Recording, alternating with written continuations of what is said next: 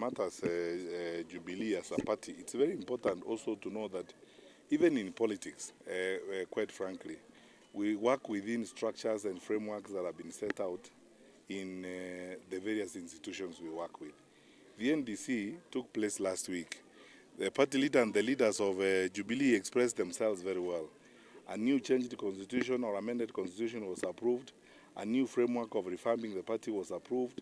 A process of registering new members now has begun. That's why I'm actually meeting some of these Jubilee grassroots youth mobilizers to begin now a drive of registering new members in Jubilee and expanding Jubilee at the grassroots level.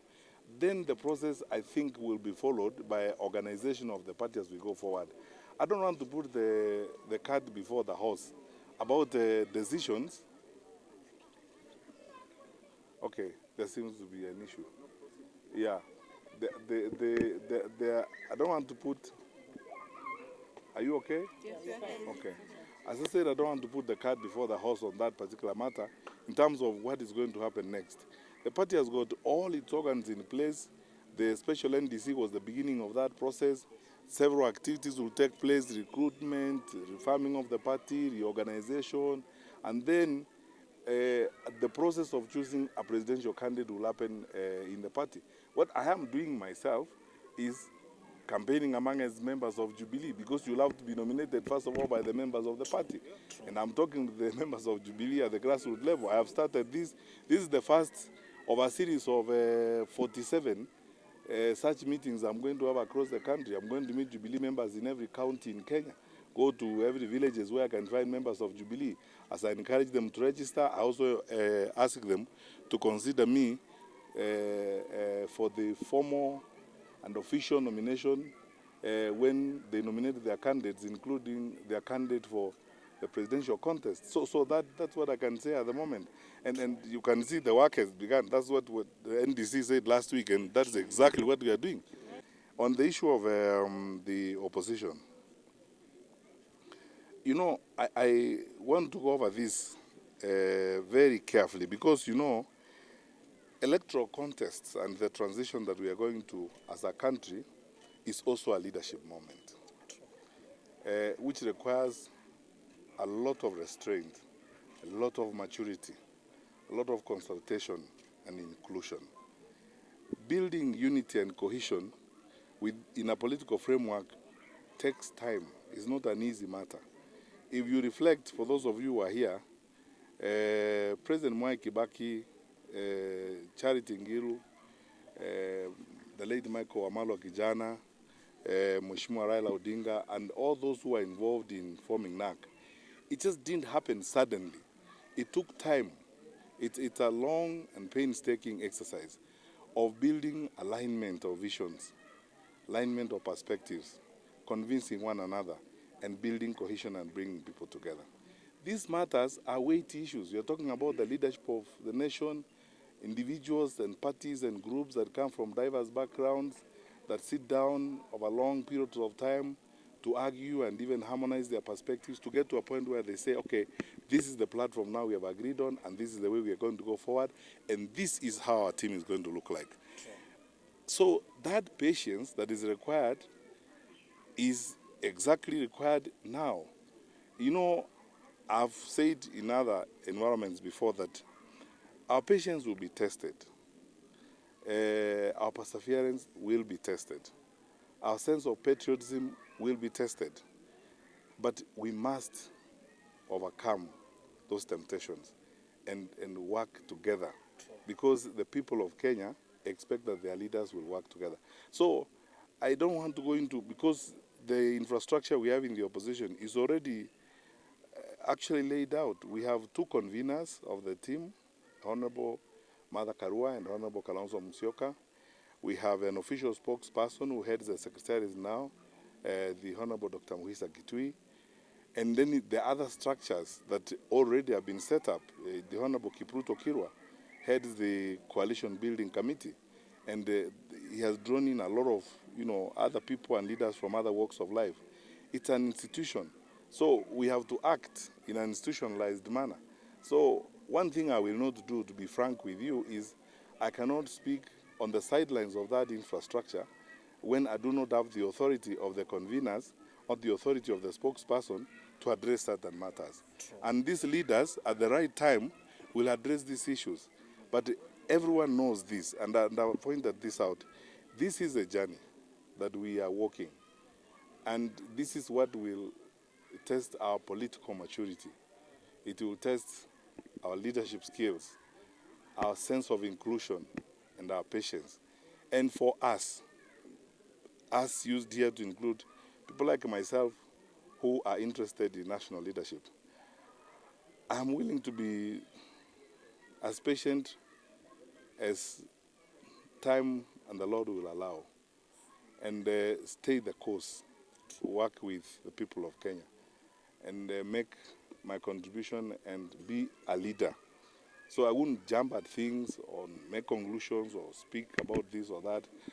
The arguments you see are actually good if you look at them from a positive point of view. Just imagine if we were in a country where the thinking of one person rules the day and is the way everyone goes. Fortunately, and thank God, we chose democracy, and because we are a democratic environment, no leader can choose a party for another leader. And no leader can choose a leader for the people of Kenya. So it's a democratic process that is going on. It will get us time to get there, all of us, but we will get there. I mean, have no fear at all. I have faith, I'm confident we will get there. And we will deal with this with the requisite maturity, the requisite discipline, sense of restraint, and respect for each other's opinions. Because that is the only way we are going to build Kenya. There is never going to be a time we will not have differences of opinion. Because look at the diversity of our country.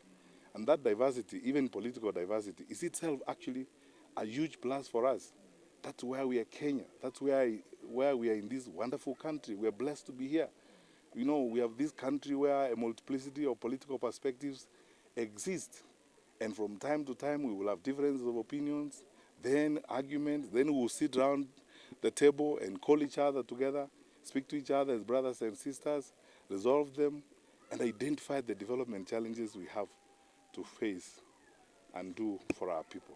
So I'm optimistic we'll be fine, and all will be well. God bless you.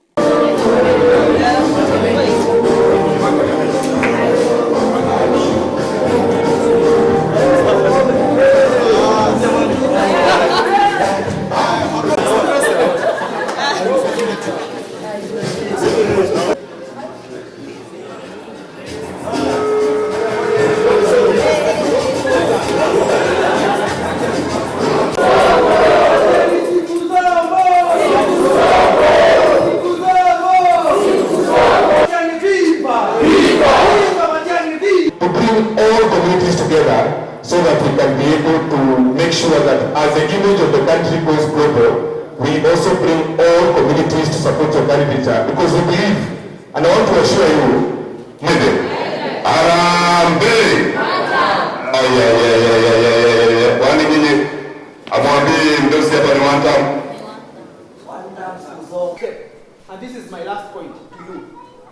Unajua wakati mwingine tukisema tunataka viti ama tunasaidia mtu apate kiti, tukatokelezea tume kazi, sio kazi. Sasa achana naye, sindio?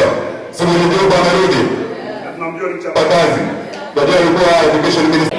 Community power. Asanteni sana, Bwana Yesu awabariki na afanye vyema. Asante sana. Community power. Na because tuko karibu kumaliza, I want to just recognize Instagram tunaingia, kama hauna account, create account. We follow Fred Okengo Matiang'I. Sasa ukienda wewe kama unaongea na mabesto, fahamu wa hotel, waongea story yako. Hapa the first thing, muhakikishe treatment wanayokuja. Kama umepost sawa. But please hakikisha umeingia kwa hashtag ya Matiang'I. Ingia Facebook, ulike. Ingia TikTok, ulike. Ingia X, ulike. Ingia story gani watu wangu. Sisi story hapa. Sisi tunataka hivi. Yes. When you get there, this thing of monetizing social media and making money online, hizo kazi lazima tuzitengeneze hapa, si ndio? Vile tumeambiwa, hakuna maneno ya kutafuta kazi huko nje, na kazi za ofisi zimeisha. Ule mtandao ndio tumezingia. Huku hakuna barabara ndio tunasema one. Sasa kama hakuna madawa kwa hospitali sasa, mimi nikakagana na Jubilee nikapita kule Kiambu, hatuko wengi. Si ndiko? Haya. Sikiza, tuende kufanya campaign. Alafu unionyeshe kutoka. Guys, as we go home, I want to task you with a Ikia Facebook, fungua Facebook. Ama hamko Facebook? Hamna bando? Wewe huna bando? Cheka tutumie huyu jamaa bado of social media. Uone vile umeweka. Watu wameanza comment aje. Ama tuseme hivi. Mimi Zaki Media, mimi natumiaga Facebook. Never think about politics was my mother. Nitaua? Mama ndiye alikuwa kwanza na akanitumania kwa mapiso. Nenda mwambie mtoto niliona amekamatwa, hatari sana. Unalea watoto na unalea wazazi na unajilea. Sasa do you even know 1970 tulikuwa na mobile phone kwa South Africa. Chakua za hizi phones. Do you know Uganda got mobile phones before us in 1986?